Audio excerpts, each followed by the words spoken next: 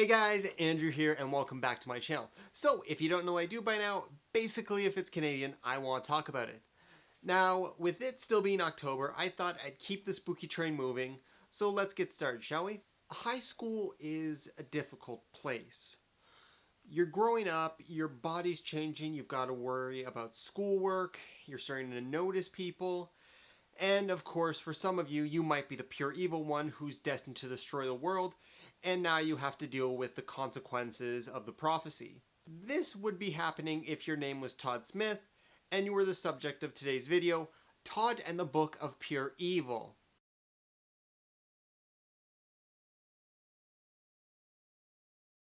In 2003, Craig David Wallace and Max B. Reed wrote a short called Todd and the Book of Pure Evil. It was about a stoner metalhead who had eyes for Jenny, the school cheerleader, and used the Book of Pure Evil to become a jock.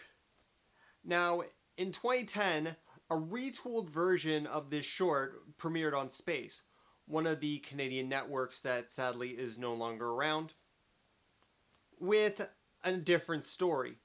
Spoilers ahead for the first and second seasons of the show. In the first episode, Todd auditions for the Battle of the Bands with his friend Curtis. After bombing and being upset, he decides he is going to try to do better. When he realizes that you actually have to practice, he gets upset. Until some guys in the parking lot tell him about the Book of Pure Evil. It was made with the foreskin of Judas and contains evil incantations aplenty.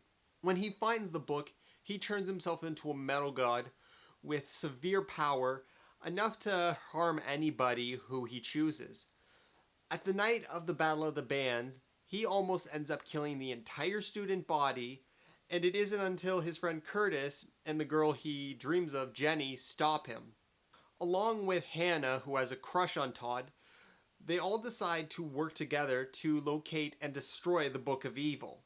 Now, the Book of Evil works like the Corrupt-A-Wish Reddit thread.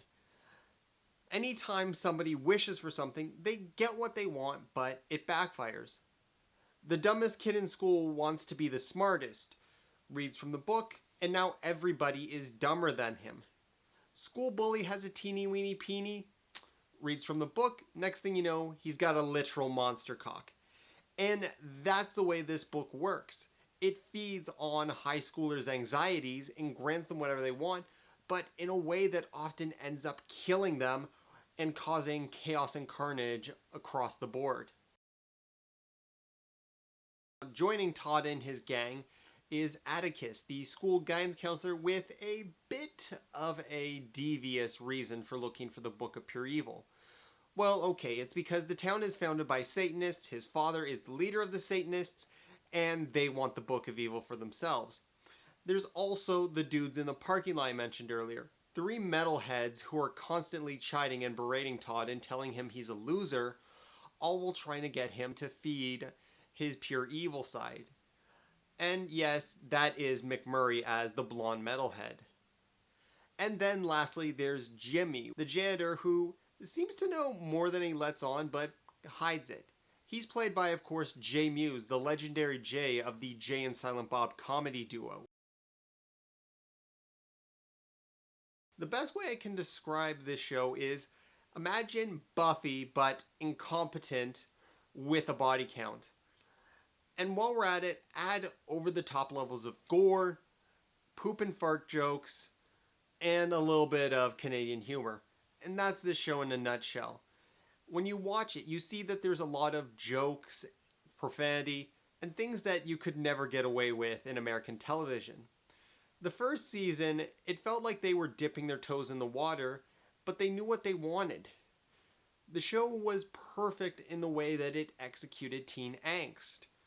It understood that they needed a reason to read from the book, and they gave them ones that feel like things teens would go through. There's also something I really enjoyed about the first season, that they were able to foray into the second season. With the episode The Phantom of Cruelly High, we had a girl who used the book to become a better singer. She sang a high note too high, knocked out her tongue, and became the Phantom of Cruelly High. Now, this episode featured a musical number between her and Curtis because both of them are considered, well, freaks by society. In the second season, they went full in on this concept and did a full musical episode.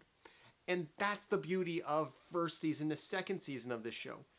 They knew what they wanted, and by the second season, they had more funding and they spent it well. The whole thing I like about this show is everything that they create for the show, it feels original. One monster one week is not going to be the same as the monster the next week. Each creature looks original and well designed. Now, unfortunately, all good things must come to an end. The show was prematurely canceled after 2 seasons, and it hurts me a lot. You can tell that there was a lot of effort and passion in this show, and it just got swiped aside. Now, all was not lost though, thankfully. The show garnered enough of a cult following that when it was canceled, they did what they could to try and revive it. And they did have a win. They were able to fund an animated movie that reunited the cast and wrapped up all the storylines from the TV show. It was released in 2017 and is called Todd and the Book of Pure Evil, The End of the End. You should go check it out if you get into the series and want everything to be wrapped up. Alright guys, that's it for me. Hope you enjoyed this video. Please enjoy yourselves, have a great Halloween, and hey, I'll see you later. Hey guys, Andrew here. Thank you for watching that video. If you like this video, please thumbs up and subscribe, or check out some of my other videos. Alright, you guys take care.